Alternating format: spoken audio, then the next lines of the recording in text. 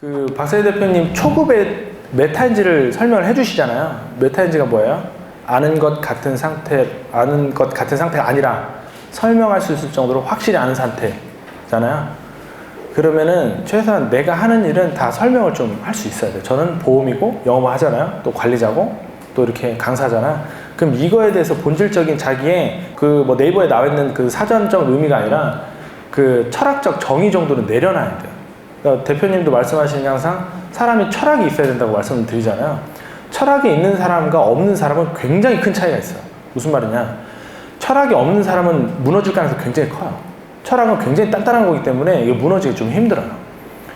또 하나는 이렇게 메타인지가 좀 안 되고 뭐 이렇게 영업도 모르잖아요. 그럼 반대로 내가 영업을 알고 제대로 알려주잖아요. 그럼 저는 신이 돼요. 신. 그리고 그걸 절대로 안 까먹고 다 써먹게 돼 있어요. 근데 원조는 이제 계속 원조한테 이제 감사하다고 하죠. 그게 다 박사희 대표님한테 감사하다고 하는 이유죠. 박사희 대표는 인간이 뭔지 인생이 뭔지 알려주잖아요. 그러니까 우리가 인간이고 인생인데 모르고 계속 살아가잖아요. 그러니까 정신없이. 그러니까 맛있는 거 먹고 여행 한번 가고 뭐 인간이 뭔지 생각 안 하고 이제 물론 이거 뭐 맨날 생각한다고 해서 뭐 머리만 아프고 그럴 수도 있는데 대략적인 그 철학적 정의 정도는 알고 있어야 되거든요. 그러니까 아까 보험은 위험을 보호한다고 그랬잖아요. 위험. 근데 일반 설계사한테도 보험이 뭐예요? 그러면 몰라요.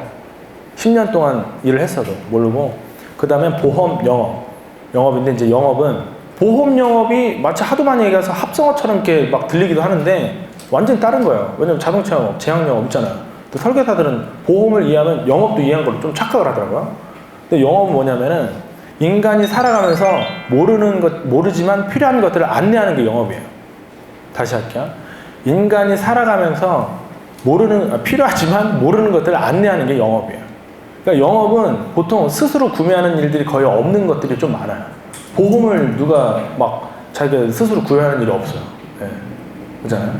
약은 이제 제약회사에서 하는 거긴 하지만 그것도 이런 약은 누구한테 필요합니다. 이걸 또 알려줘야 돼요. 그러니까 인간과 인생을 중심에 놓고 이 사람이 잘 살아가려면 뭐가 필요할지를 내가 공부해서 알려줘야 돼요. 그게 영업이에요. 좀 깊이가 있는데 이거를 제대로 이해하면은 뭐 민원도 안 생기고 뭐 우리 보험 설계사로 치면 유지율도 단단하고 그렇게 돼 있어요. 그러니까 근데 대부분 내가 돈 벌려고 했기 때문에 내가 필요한 만큼만 파는 경향이 있어요.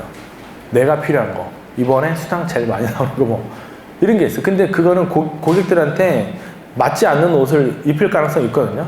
그래서 설계사들 맨날 욕먹는 이유가 그거야. 그러니까 요거를 잘 이해를 해 주시면 돼요. 요거를. 그리고 영업 마인드는 아까도 얘기했지만 그 보험 영업 처음 시작하신 분들이 안타깝게 돈은 많이 벌고 싶은데 쉬운 방법으로 좀 하고 싶어 하는 경향이 있다고 말씀드렸잖아요. 이게 바로 직장인 마인드예요. 직장인 마인드. 우리가 돈을 벌자 그러면은 처음에 생각하는 게 뭐냐면 몇 시부터 몇 시에 출근해가지고 누구 밑에서 얼마 받고 일하지 뭐 이런 정도밖에 생각을 안 해요. 이 정도. 그 다음에 그 안에서 난 최대한 쉽게 일할 테야 라는 또 무의식적인 기제를 갖고 있어요. 근데 영업은 절대 그렇게 하면 안 돼요. 완전히 반대로 가야 돼요.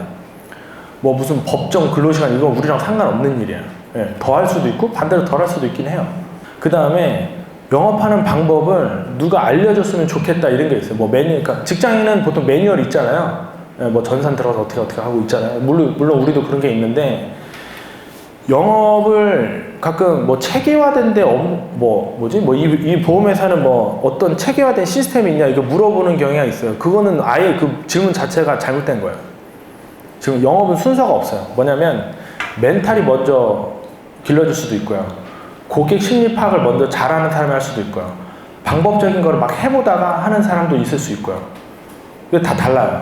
다 달라요. 그러니까 어느 걸로 먼저 시작해도 상관은 없고 제일 좋은 건 동시에 다 하는 거야. 내 멘탈 관리, 고객 심리 파악, 지식적인 거. 이게 제일 좋은 거예요, 사실은. 이게 제일 좋은 건데 근데 이게 지금 어떻게 해서 이제 성공하냐로 봤을 때 승패가 갈리는 게 뭐냐면 핵심은 창의력, 응용력, 독창력이에요. 창의력, 응용력, 독창력. 영업 안 하시는 분들이 영업하는 사람들 봤을 때는 다 똑같이 보이지만 영업하는 사람들끼리 봤을 때는 다 달라요. 또 잘하는 사람, 못하는 사람 중간에 이게 다 다르거든요. 캐릭터가 다 달라요. 그 다음에 자기만의 독특한 방식이 있어요. 그 다음에 창의적인 걸 계속 연구를 해요. 네, 누구한테 뭐 물어봐서 이거 어떻게 하는 거예요? 이런 것도 있긴 하지만 그런 것들을 계속 창의적인 걸 연구를 해요. 그 다음에 누군가 뭔가 했잖아요. 그걸 또 내 거에다 응용을 막 시켜요. 요 세 개가 완전 베이스로 깔려 있어야 돼요. 이제 제가 설계사니까 자꾸 이제 설계사 이제 그 예시를 이제 들 수밖에 없는데, 어떤 사람이 이런 사람이 있어요. 보험 영업을 하러 왔어. 그러고 나서 한 2달 있다 한마디 탁 해. 알려주는 사람이 없어요. 네, 없어요. 다 바빠 죽겠는데 없어요. 본인이 궁금하면 찾아가면서 물어봐야 돼요. 네, 찾아가면서 물어봐야 돼요. 그리고 알려줬으면 그걸 좀 해봐야 돼요. 해봐야 되는데, 여기서 이런 얘기 한번 할게요. 여기 주식 하시는 분 계세요? 주식? 손은 들지 마세요. 그냥. 손은 들지 마세요. 주식을 저도 했고, 하시는 분들이 요새 많고, 저는 개인적으로 어렸을 때 비트코인이나 주식 해가지고 돈 맛보는 걸 좀 원치 않는데, 그런 친구들이 나중에 열심히 하는 걸 못 봤어요. 성실해서 일하는 걸 먼저 배워야 되는데, 돈을 버는 걸 이렇게 배우는 거를 좀 안타깝게 생각을 하거든요. 나중에 배워도 충분히 하는데. 근데, 저도 이제 설계사든지 영업하는 거 좀 알려주고 하는데, 이게 좀 자기 생각대로 하다 이행을 잘 안 하는데, 무슨 말이냐면, 여러분들 그 증권회사가 있고, 증권회사가 있으면은, 이제 우리는 매수하고 매도를 하게 되면은, 그 매도 수수료, 매수 수수료를 증권사에 바치잖아요. 근데 모바일로 하면 거의 뭐 0원이긴 한데, 증권사 가서 하게 되면은 그게 0.5% 정도 돼요. 0.5%. 즉, 회사마다 좀 달라요. 그렇게 되는데, 이제 증권사에 만약에 가가지고 저 주식하고 싶습니다. 계좌 하나 틀게요. 하면서 대부분 다 물어보는 게 어느 종목 사야 돼? 이걸 다 물어봐요. 대부분 다. 어느 종목 사야 돼? 증권회사에서 알려주는 게 이제 뭐 우량주를 좀 많이 권유를 해요. 삼성전자, 카카오, 뭐 네이버, 뭐 저 현대차 뭐 이런 것들 거의 이제 아주 비싸고 이제 좀 탄탄한 거잖아요. 그러면서 이거 장투하세요 얘기를 해요. 장투. 아 그래요? 그래가지고 내가 뭐 저 한 5천만 원 있으면 한번 해볼게요. 그래가지고 몇 종목 사서 이제 딱 장투를 시작했어. 근데 증권사에서는 원래 다 보여요. 이 사람이 어떻게 거래하는지. 근데 몇 달 뒤에 딱 열어보니까 처음에 찍어준 거는 온데간데 없고 다 단타치고 막 있어. 막 단타치고 있어. 처음에 5천만 원이었는데 막 2,500으로 뚝 떨어져 있어. 근데 어느 날 1,000만 원 또 쫙 들어왔어. 그리고 또 1,000만 원 날려. 어느 날 또 1,000만 원 딱 들어왔어. 1,000만 원도 아마 굉장히 중요한 돈일 거예요.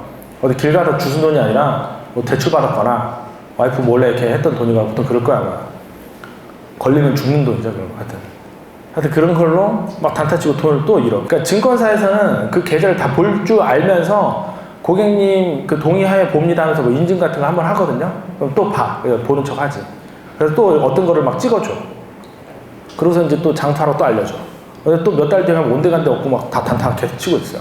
근데 증권사는 잘 생각해보세요. 매도하고 매수를 안 하면은 망해요. 예, 망해요. 그 0.5% 예를 들어서 진짜 삼성전자 사가지고 0.5% 한 번 받고 영원히 이 사람이 저기 이 주식을 안 팔고 보유만 하고 있어. 그럼 진짜 망한다니까? 그럼에도 불구하고 장투하라고 알려줘요. 이게 제일 위험하지 않고, 위험하지 않고, 그래도 돈을 잘 벌 수 있는, 예? 까먹지 않고 벌 수 있는 방법이니까. 근데 이 사람은 또 어디 막 친구들한테 듣고 뭐 어디가 듣고 뭐 해가지고 그거를 무시하고 자기 식대로 막 단타를 계속 쳐요. 단타를 계속 쳐. 그럼 증권사에 돈 갖다 주고 세력한테 계속 돈 뺏기는 거야. 근데 모든 원리가 다 똑같거든요. 영업도 사실은 체계화 시킬 수는 없지만 어느 정도 알려주면 그게 가능해요. 근데 대부분 이게 왜 되지? 저게 되지? 하고 안 해봐요. 자기 식대로 막 해요. 자기 식대로. 급하게 갈 고객도 있고 좀 천천히 갈 고객도 있는데 그런 것들을 그냥 좀 무시하고 막 자기식대로 하거든요. 그럴 때 계속 오류를 발생하고 이제 헤매고 막 돈을 못 벌고 빚지고 이런 상황이 벌어지거든요. 그러니까 사실 얘기가 약간 세긴 했는데 돈 버는 원리는 명확하게 나와 있어요. 명확하게. 근데 지 생각대로 계속 돈을 못 벌어요. 그래서 돈 번 사람들 그 사람들을 보면서 되게 한심스럽게 생각을 하는 거더라고 보니까. 네. 저도 요새 그게 좀 보이는 거예요. 그러니까 한 30억 정도는 아무리 생각해도 벌 수 있는데 뻘짓해서 못 벌거든. 가만히 보니까. 정말로. 진짜 30억은 제가 이렇게 말해도 너 30억 있어? 이렇게 물어보면 없어요. 제가 다 합쳐서 한 10억 되거든요. 지금 5년 동안 지금 제가 아파트 김포에 있고 편의점 있고 뽀뽀집 있고 그 다음에 지금 감탄지사 만들었잖아요. 그건 아직 가치를 좀 매기기 힘든데 요것만 하더라도 10억 정도는 돼요. 물론 이제 10억을 재밌는 게 뭐냐면 저는 5년 동안 10억 벌지 않았어요. 그리고 쓴 것도 있을 거 아니에요. 그 빚도 2억 갚았어요. 근데 전 자산이 10억이에요. 왜 그럴까 이거? 그냥 뻘짓 안 해서 그래요. 물론 집은 싸게 샀는데 그냥 2억 5천이 올라버렸어요. 그 다음에 편의점도 그냥 그 공실된 가게 들어갔는데 그냥 권리금만 7천 붙었어요. 저 호프집도 마찬가지고. 근데 요거는 이제 좀 설명하면은 이거 그 오해는 아니지만 이거 아무나 하기는 좀 힘들어요. 근데 나는 뻘짓 안 할 자신이 있어서 들어갔어요. 뻘짓 안 할 자신. 내가 누구보다 좀 성실하고 열심히 할 수 있어가지고 예, 그렇게 들어가서 좀 잘 된 케이스. 그러니까 어느 정도 거의 다 나와 있거든요. 근데 이거를 자기 생각대로 하다가 계속 오류를 막 엄청나게 범하고 있어요. 예, 이게 뇌가 활성화가 좀 덜 돼서인데 혹시라도 여러분들이 그러니까 내 생각이 들어가는 건 맞는데 경험자들의 말을 무시하면서까지 내 생각을 하는 건 그건 옳지 않은 것 같아요. 예. 분명히 먼저 간 사람도 있거든요. 그러니까 책 보는 거잖아요. 그러니까 그런 얘기를 좀 해드리고 싶고